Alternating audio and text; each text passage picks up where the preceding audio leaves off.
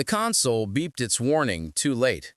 Joran Vale barely had time to register the energy spike before his small survey ship shuddered violently, systems flickering as an invisible force seized control.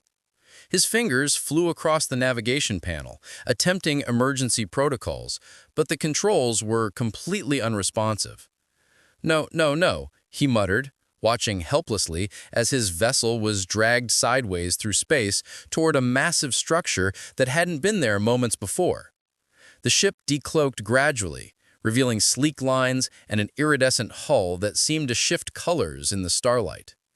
Joran's heart hammered against his ribs. He recognized the design from classified briefings, Severan architecture, unmistakable and beautiful. The reclusive species rarely made contact with other civilizations, preferring to remain in their protected sectors of space. Whatever had brought them here, and whatever had triggered their tractor beam, couldn't be good. His ship was pulled into a cavernous docking bay, settling with a metallic groan onto the deck. Through the viewport, Joran saw figures moving with purpose, surrounding his vessel. He took a steadying breath, checked that his translation ship was active, and triggered the airlock. The moment he stepped out, weapons were raised. At least 24 Severan women stood in formation, their armor gleaming, expressions ranging from hostile to intensely curious. Joran raised his hands slowly, universal gesture of peace, trying not to stare at the crew before him. Then she walked forward, and the crowd parted instinctively. Commander Thera Sin moved with the kind of confidence that came from absolute authority. Her hair fell in waves, streaked with silver against deep bronze skin, and her amber eyes studied him with an intensity that made Joran feel simultaneously exposed and strangely safe. She stopped 3 paces away, head tilted slightly, examining him as one might examine an unexpected puzzle. She spoke, her voice melodic but firm, words in a language his chip struggled to interpret. Static crackled in his ear as the device worked to process the Severan dialect.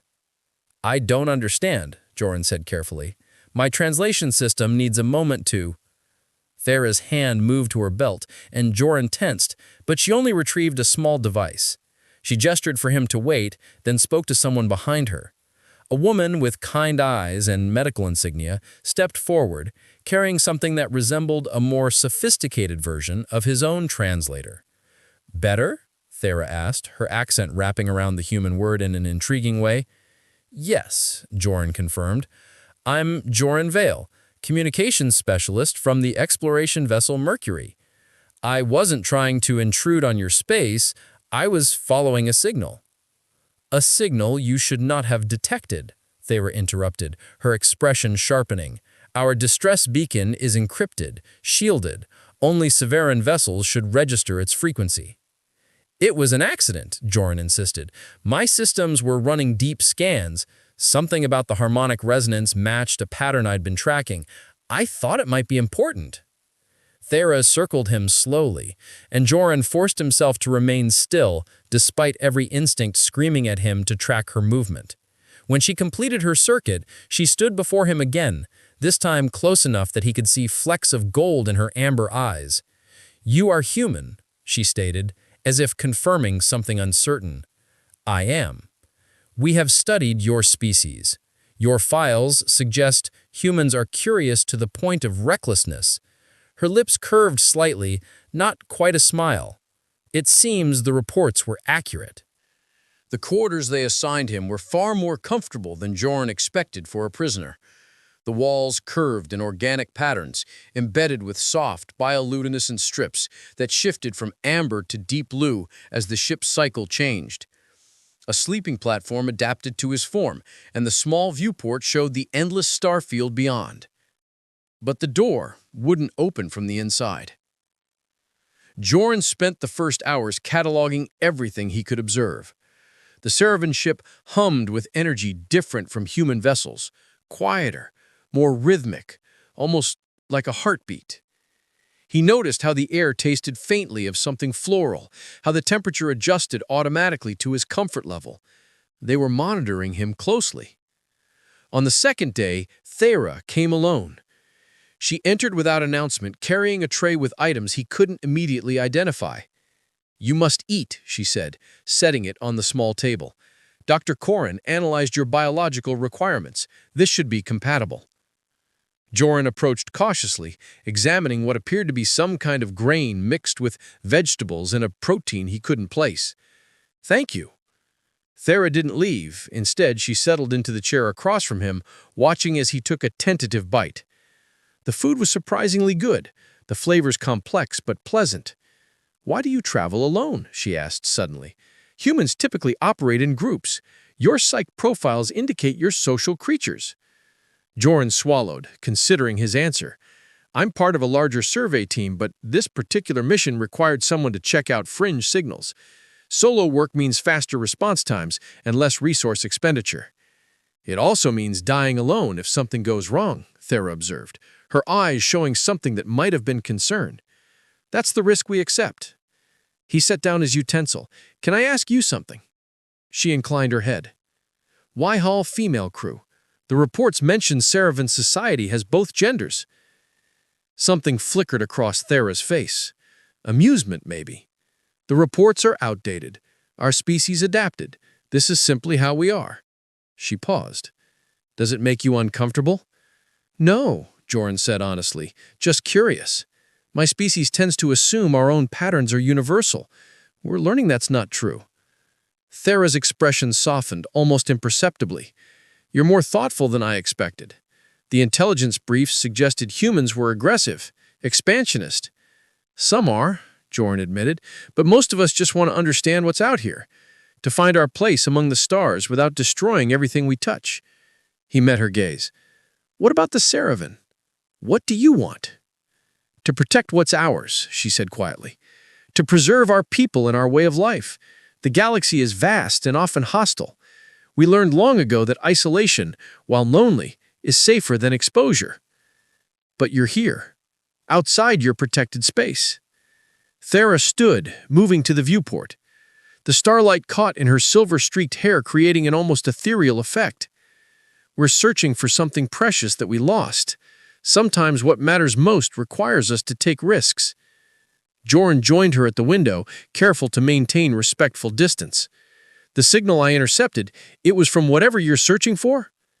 She nodded slowly. "A colony ship, 20,000 souls aboard, including—" She stopped, jaw tightening.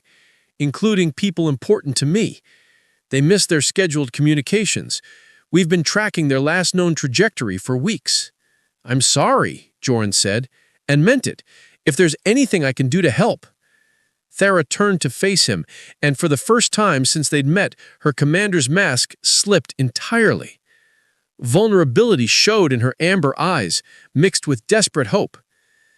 "You located our encrypted signal when our own vessels couldn't. Your human systems process differently than ours. Perhaps that difference is precisely what we need." "Then let me help," Joran offered immediately. "I'm good at what I do. Communications, signal analysis, pattern recognition. It's why they sent me out here." She studied him for a long moment, clearly weighing options and risks. Finally, she moved toward the door. "I'll discuss it with my senior staff. Missa will object. She doesn't trust easily, especially not outsiders." "And you?" Joran asked. "Do you trust me?" She paused in the doorway, glancing back with an expression she couldn't quite read. "I'm considering it. That alone should tell you something." A hint of a smile touched her lips. "Rest, Joran Vale. Tomorrow may demand much of both of us." After she left, Joran stood at the viewport for a long time, watching the stars and thinking about amber eyes that seemed to see straight through him. Thera kept her word. The next morning, Lieutenant Missa escorted Joran to the bridge with obvious reluctance, her hand never far from her weapon. The Seravan Command Center was stunning. Holographic displays floated in three-dimensional space, showing star charts, ship systems, and data streams Joran could barely comprehend. Thera stood at the center of it all, a conductor orchestrating complex movements. When she saw him, she gestured him forward. "Show him the signal data," she instructed Dr. Corrin. For the next several hours, Joran immersed himself in the challenge. The Seravan colony ship's last transmission had been fragmented, distorted by something the Seravan scanners couldn't identify. But Joran recognized the interference pattern immediately. He'd encountered similar distortions near quantum flux regions. "Here," he said, manipulating the holographic display with growing confidence, "your systems are filtering out what they think is background noise, but it's actually signal degradation from quantum instability. If I strip away the harmonic compensation your equipment applies automatically, the static cleared, revealing a much clearer picture. Coordinates, a timestamp, and a desperate message. Life support failing, orbit decaying, 3 days maximum." The bridge went silent. Thera's face had gone pale. "Those coordinates, that's the Calix system. The star is dying." Her voice remained steady, but Joran heard the tremor beneath. 3 days.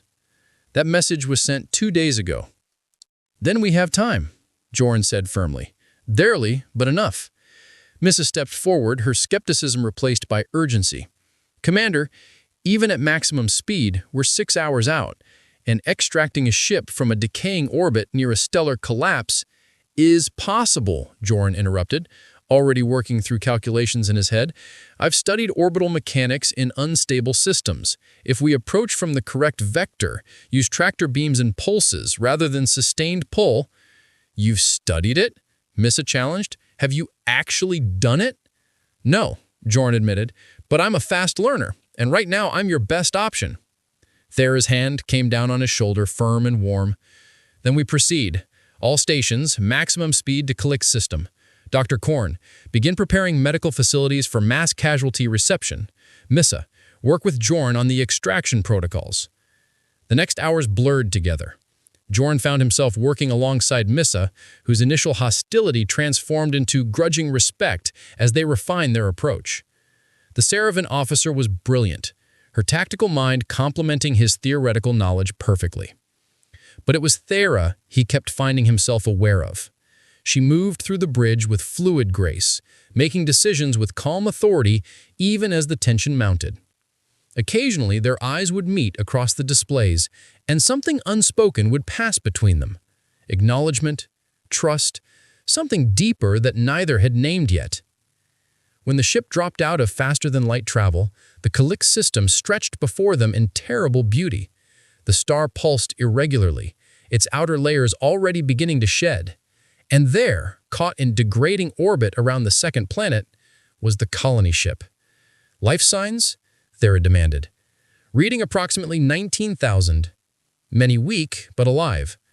Thera's relief was palpable, though she contained it quickly. "Begin extraction." What followed was the most intense experience of Joran's life. He called out calculations while Missa executed maneuvers with precision that left him in awe.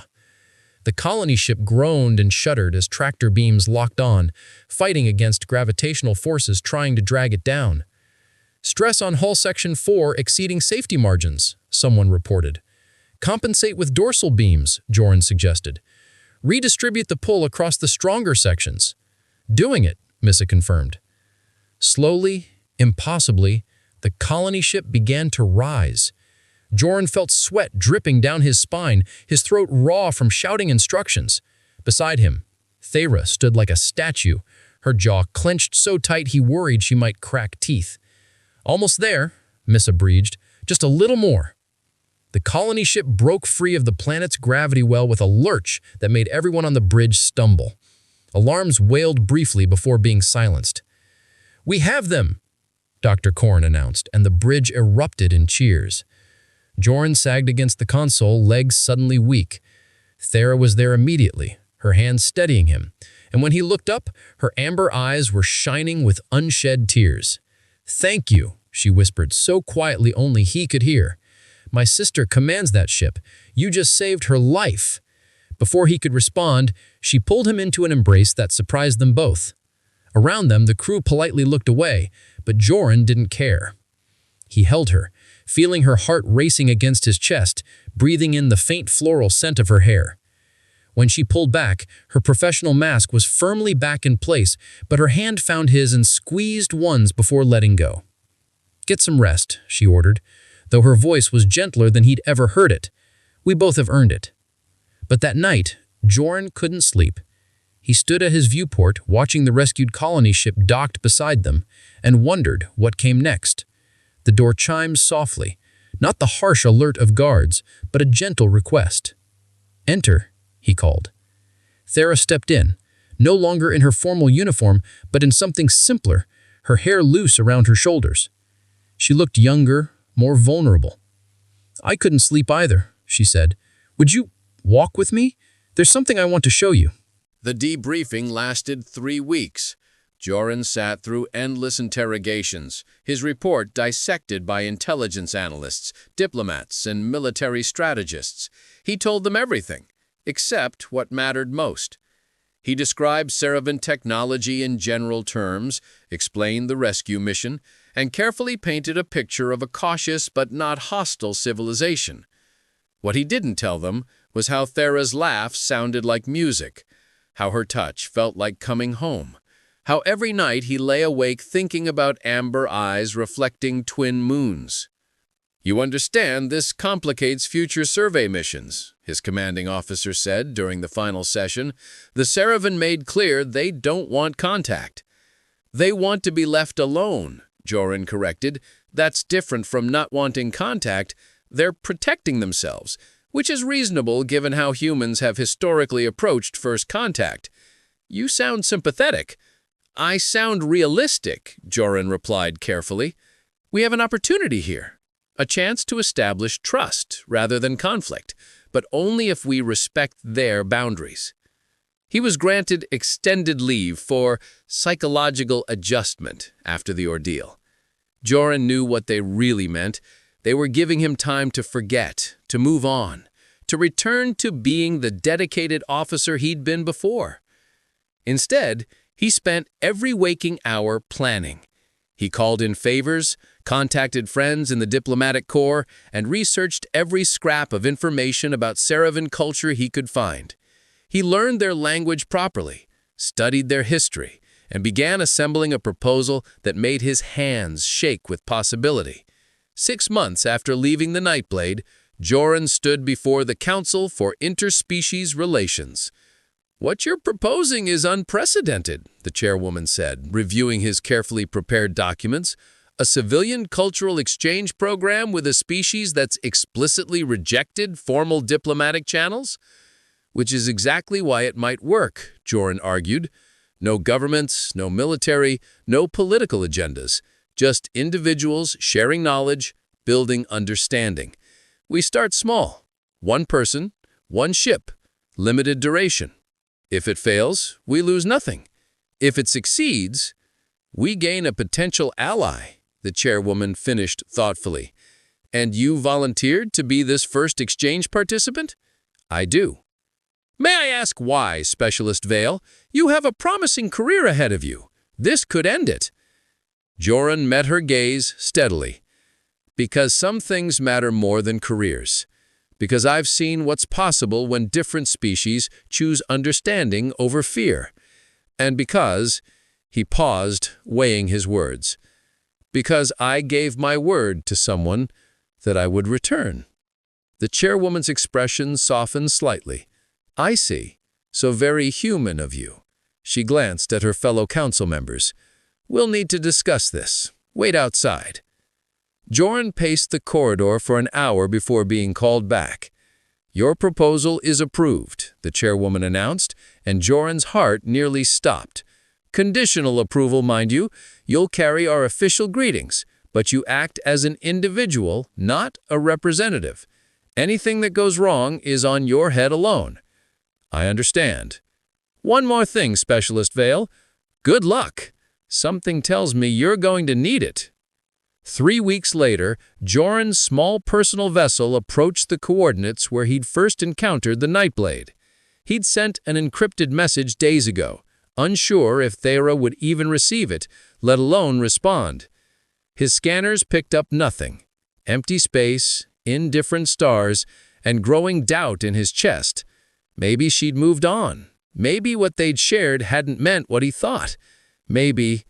The Nightblade decloaked directly ahead, and Joran laughed with relief, so intense it made him dizzy.